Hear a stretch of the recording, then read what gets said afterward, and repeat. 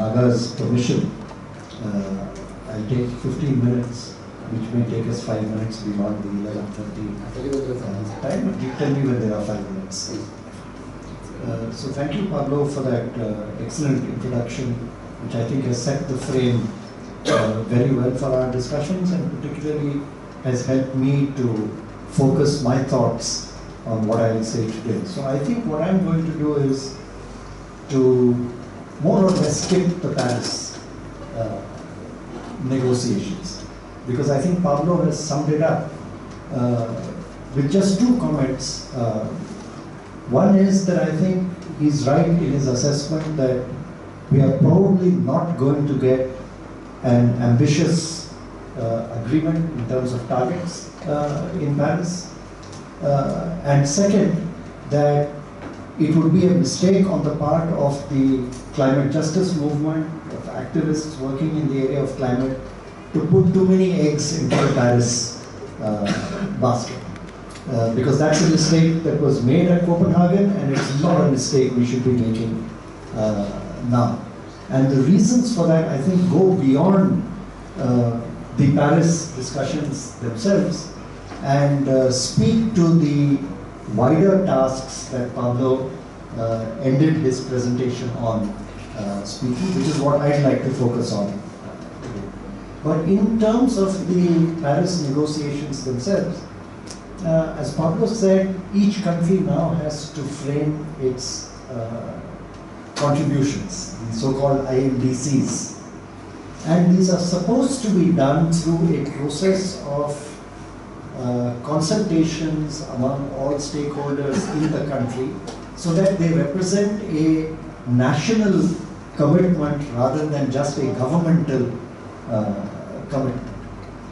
Unfortunately, we don't see any evidence of any of this process happening in India. And I don't foresee much of this happening in future either. We are supposed to be submitting our INDCs by May, roughly, that's the expectation. And just yesterday I was at a meeting where the additional secretary from the MOEF made his presentation on what the government was doing. They've appointed 3 think tanks to do some analyses and come out with some framing policies for the INDCs. And he was speaking in a room of think tanks and others, forget about other larger stakeholders and social movements and so on. And there was not even a promise of consulting these other think tanks at the meeting. And all that the MOEF spokesman wanted was to avoid the embarrassment in international circles of government saying something and various think tanks coming out with numbers that would say something very different. And in the course of my remarks, I only said that think tanks and others present at the meeting should be careful henceforth. If the government was going to get embarrassed at differences of opinion, then I think anybody taking a flight out of this country should keep his taxi waiting outside in case he's not able to board his or her flight going. Because the government is bound to face this embarrassment if there is no wider process of consultation at play.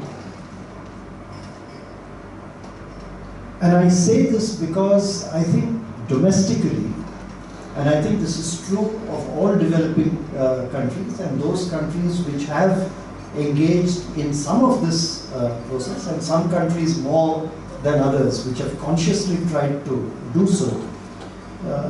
The process of defining INDCs is not a climate-specific process. INDCs are essentially developmental goals, and one of the goals of which is a climate mitigation trajectory of the development path that one adopts, a low carbon path which one adopts, but which will have other dimensions to it as well. And I think this goes to the heart of what Pablo was saying.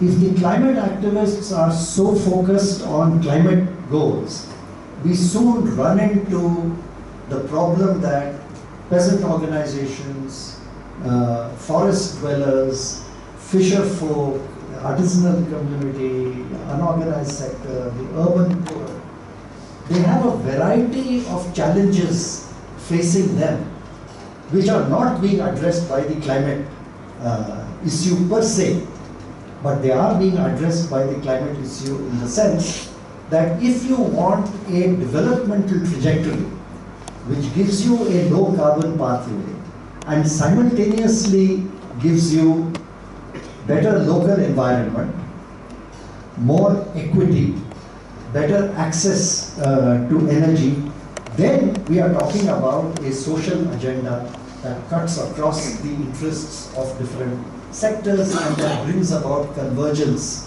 of all these issues that we are talking about.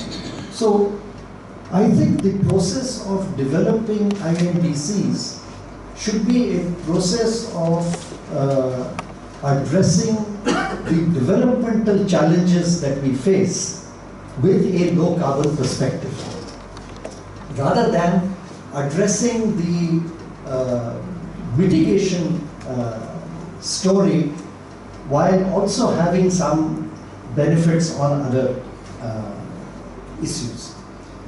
We've all heard the term co-benefits spoken of quite a bit, and you would probably know that most of the time when co-benefits are spoken of, they are spoken of in the sense of post facto rationalization for something that you want to do anyway. So you say, I want to reduce, I don't want to have coal projects.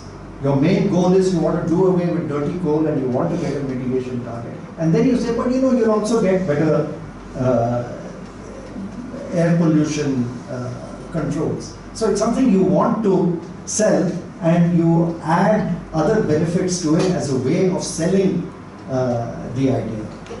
However, I believe that an alternative developmental pathway which addresses mitigation as well as these other issues has to be viewed from a truly co-benefit perspective, one which gets benefits across these different dimensions of local environment, of health, of economic progress for all sections, that's equity considerations, access to energy, and a low carbon pathway. So I think that the INDCs that we seek to bring about, and those of us who are engaged in public dialogues, in social movements with wider sections of society, should be addressing the issue of INDCs in this holistic, integrated manner. And this challenge, I think, is a challenge that goes beyond the Paris meeting. Because the challenge of an alternative developmental pathway which addresses these gamut of issues is not a challenge that's going to end with some summit in Paris somewhere, but it's a continuing struggle and requires continuous redefinition. In fact, even the climate summit in Paris, and we know this, is not going to be the full stop of the process of climate negotiations, but is going to be one of several stages which are going to follow of further defining the climate targets.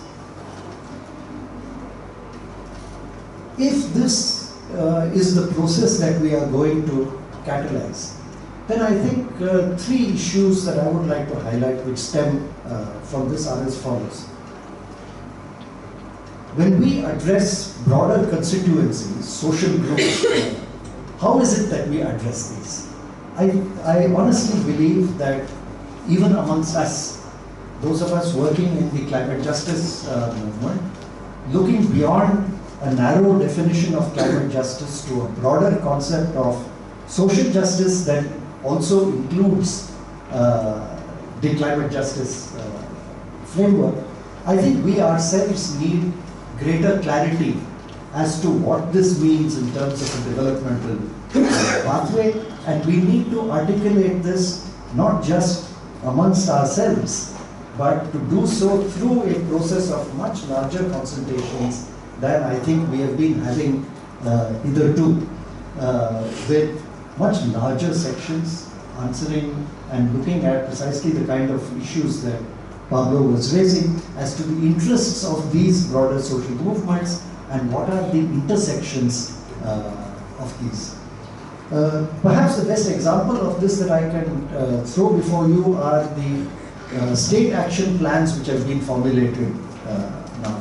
The state action plans on climate change should have been precisely these kinds of developmental pathways or alternative developmental pathways that would have addressed these issues, but have fallen between mitigation goals, adaptation goals, and something in between. Whereas, if you look at it in terms of governance, you will see that bulk of the actions that need to be taken, particularly with regard to climate resilience, particularly with regard to adaptation goals for local communities, for farmers, etc., are all constitutionally those kinds of governance actions which fall within purview of state governments rather than central governments. This should have given us an ideal opportunity to engage in this broader dialogues, but they have not. And I think we also have not grabbed that opportunity to the extent that we should have. The second issue that I'd like to flag is this kind of thinking about INDCs and what we need to do in order to formulate them requires informed consultations and dialogues, which, frankly speaking, I think our own movements have not done as much homework towards as we should have. We engage in a lot of dialogue, we have talked a lot about this, but to the extent to which these are informed both by the science and by the actualities of people's needs is, I think, a desideratum. It needs a lot more work than we have put in so far. For instance, just look at adaptation goals. We talk of this in very general terms, but I think when it comes to specifics, we are on very thin ground. It's because if you look at most of the work that expert groups have done, things have done, if you look at adaptation and vulnerability maps which have been prepared, they are usually either extrapolations from some macro level data, or if there is ground level data, they are very scattered. One small village here, one couple of villages there. We don't have a wide enough database to generate real-time felt needs of populations and of vulnerabilities which people are actually facing.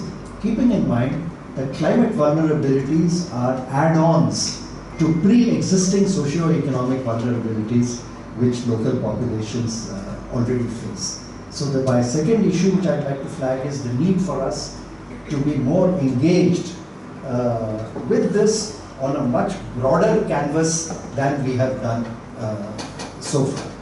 And the third aspect which I'd like to bring is, and this is directly from the experience of the People Science movement, and thanks to Shakti Foundation, we had engaged in a set of state level and regional dialogues, not only with civil society organizations, but with scientific institutions, with local developmental bodies, with regional developmental bodies, whose collaboration is required for these actions at local levels, as well as visualizing what needs to be done at local levels.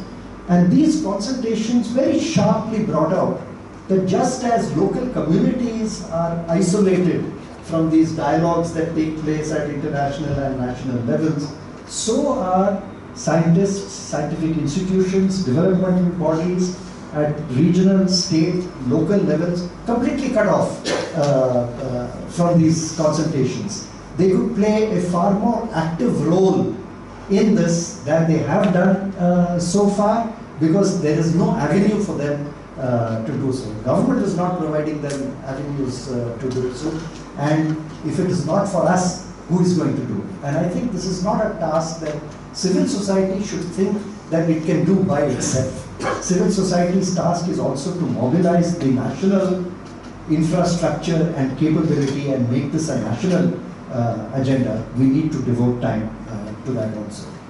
The People Science Movement for itself has decided to launch a program at the All India level to do this task, trying to address maybe 400 to 500 districts of the country, to build this coalition in each of these districts, to build up information-based, ground reality-based vulnerability information, as well as simultaneously to build the kinds of broader coalitions of stakeholders required, not only to influence policy, but to influence thinking and public policy formulation regarding an alternative developmental pathway that would simultaneously address the issues of climate in terms of mitigation and adaptation and climate resilience.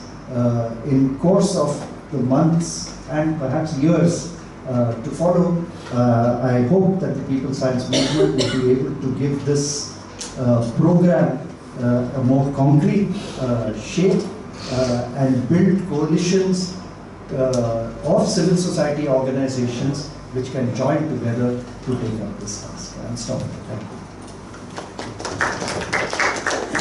I think we are also joined by our third speaker, but he suggests that we break. Is that right? I just to keep it quite short. We'll be back. It's very important. 10 minutes? Yeah, so we quickly have a cup of tea and then some like 10 minutes, please.